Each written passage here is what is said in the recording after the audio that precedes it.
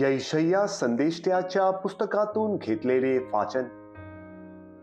धार्मिकाचा मार्ग नीट आहे. तू न्यायपरायण असून धार्मिकाची गती सरळ करतोस. हे परमेश्वरा, तुझ्या न्याय मार्गात राहून तुझी आम्ही प्रतीक्षा करत आहोत. तुझ्या नामाची आणि तुझ्या स्मरणाची उत्कंठा आमच्या जीवाला लागून राहिली आहे.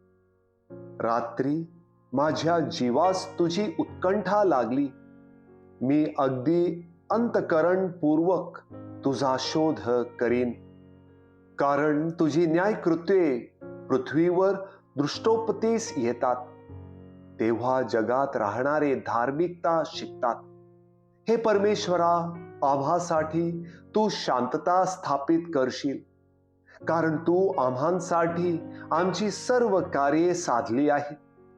हे परमेश्वरा, संकटाच्या वेळी त्यांनी तुझ्याकडे दृष्टी फिरवली, त्यांस तुझ्याकडून शिक्षा झाली. तेव्हा त्यांनी मंद स्वराने आपले हृदगत तुला कळवले.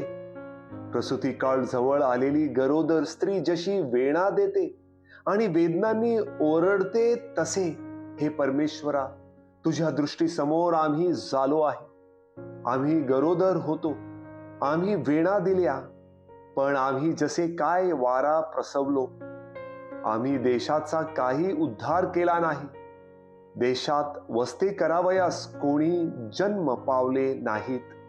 तुझे मृतजन जिवंत होतील, माझ्या लोकांची प्रेते उठतील.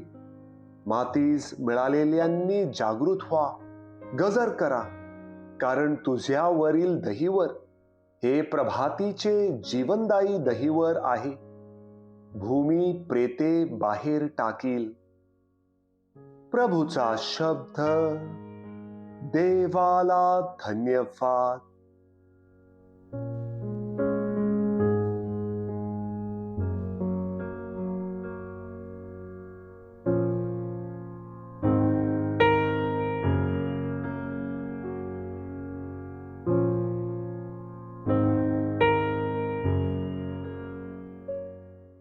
मथई लिखित पवित्र शुभवर्तमानातून घेतलेले वाचन. येशूने म्हटले, अहो कष्टी आणि भाराक्रांत जन हो, तुम्ही सर्व माझ्याकडे या, म्हणजे मी तुम्हाला विसावा देईन.